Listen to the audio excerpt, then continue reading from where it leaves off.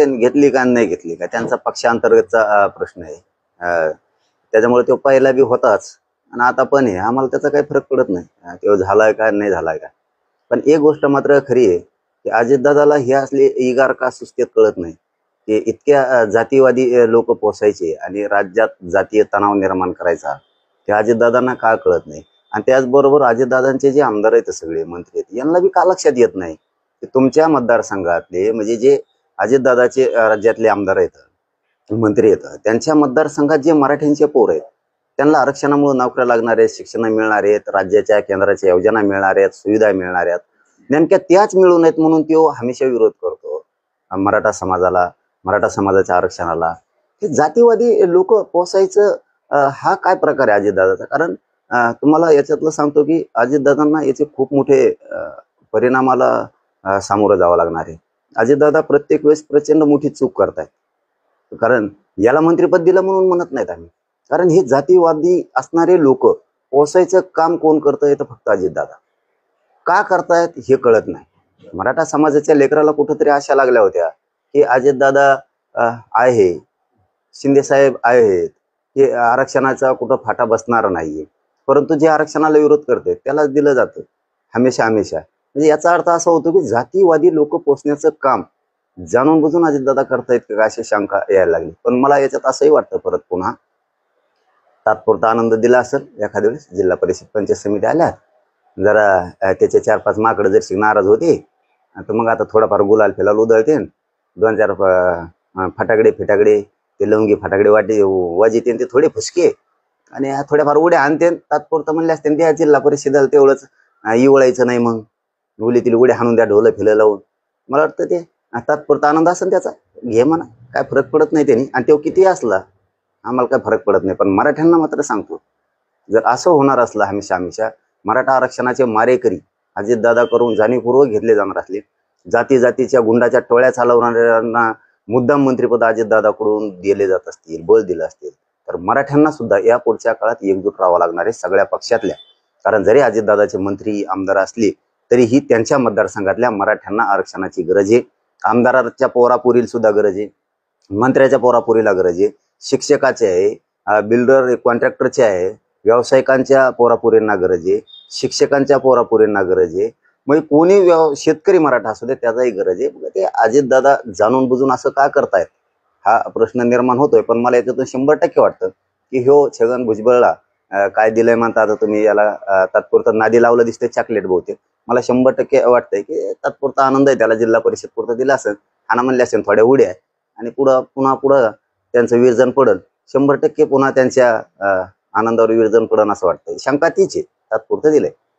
जे खातं धनंजय मुंडे यांच्याकडे होतं तेच खातं छगन भुजबळांना दिलं जाणार आहे. त्यामुळे अंजली जमान यांनी म्हटले की भ्रष्ट मंत्र्याचं जे खातं आहे त्याला दुसऱ्या भ्रष्ट मंत्र्याला तुम्ही देणार आहात. मी सांगितलं ना तुम्हाला की अजितदादा असं का वागतायत हे कळायला तयार नाही. कारण कुठंतरी पोरांना वाटत होतं मराठ्यांच्या की चला अजितदादा आहेत, शिंदे साहेब आहेत, भाजपमधले अनेक शेकडो मराठ्यांचे आमदार मंत्री सध्या एका बाजूला आरक्षणाच्या बाजूने की मिळाला पाहिजे गोरगरिबांच्या लेकरांना. पण हे जातीवादी लोक पोचण्याचं काम अजितदादा का करतायत ही मात्र मोठी शंका आहे. कारण अजितदादाला याची मोठी किंमत मोजावी लागणार आहे. 100% अजितदादांना याची खूप मोठी किंमत मोजावी लागणार आहे. कारण त्यांचे जरी आमदार मंत्री असले तरी त्यांच्या मतदारसंघातल्या गोरगरीब मराठ्यांना आरक्षणाची गरज आहे आणि जो विरोध करतोय त्याला जाणून बुजून दिलं जात आहे.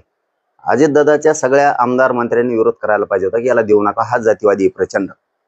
पण पुढं असंही वाटतं की याला तात्पुरतं दिलं असेल, तात्पुरता आनंद. जरा मागं त्यांचे फटाकडे फिटाकडे वाजायचे राहिले होते, डोलं पिलं वाजायचे थोडेफार म्हणले असेल, हाणून द्या उड्या माकडायला, चिंगड्या चांगल्या आहेत ना त्या संघ काही येवल्यावाल्या संघ तर हाणत्यान थोड्याफार उड्या गटरीत गुटरीत इकडे तिकडं. दुसरं काय फटाकडे वाजायचे राहिले त्यांचे मागच्या वेळेस. जिल्हा परिषदेला वाटलं असं आणला यायला, आता नगरपालिका ते आता थोडंफार हे नाटके लय भारी येतं. हे डाव सगळा देवेंद्र फडणवीस असू शकतो. हो हे लय नाटके टायमाला म्हणले असं याला द्या जिल्हा परिषद नगर परिषद होत तर आरडन थोडं भाषणात इकडे तिकडे जाऊन ओबीसी तेवढं मतदान पडत, ते अशी शाळा असू शकते. देवेंद्र फडणवीसांचा काही ना काही सहभाग असतो, काही ना काही नाही 100% असू शकतो. हा काही ना काही नाही. ते आता या आठवड्यात असं ऐकायला येतं की सगळ्या मंत्र्यांनाच फडणवीस साहेबांनी स्वतःचे ओएडी दिलेत कारभार बघायला. म्हणजे यांचं काही चालत नाही. लय दशा झाली भाऊ यांची.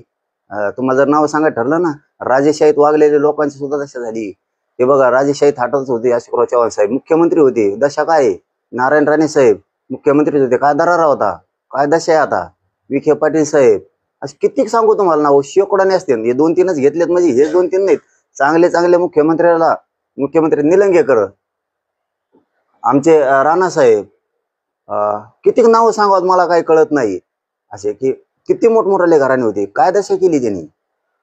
म्हणजे मराठे द्वेष आणि मराठे संपवण्याचा विडा हे फडणवीसने घेतलेला आहे. आणि हे मात्र मराठ्यांच्या सगळ्या पक्षातल्या आमदार मंत्र्यांना कळलं गरजेचं. खूप येत ते मान्य नाही करणार, कारण तिथं राहायचंय, मंत्रिपद घेतलंय, आमदारकी मिळाली, ते मान्य नाही करणार. मी जे बोलतोय, पण मनातली मनात छातीवर हात ठेवून ते त्यांना विचारा, किंवा ते मनातली मनात 100% म्हणत असेल हाय ते सगळं खरं आहे. एवढे मोठमोठे लोक आहेत, ते लहान नाही आहेत. चव्हाण साहेब असतील, राणे साहेब असतील, विखे साहेब असतील, हे राणा असतील, कित्येक, मी तर म्हणतो मला कित्येक नाव घ्यायचं तुम्हाला यादीच देतो उद्या. हे ते निलंगेकर घराणं असेल, यांची काय काय काय दरारा होता, काय दशा करून ठेवली ह्या माणसानं मराठीची. आम्हाला ते दुःख वाटतंय, त्यांना चिडवत नाहीयेत आम्ही.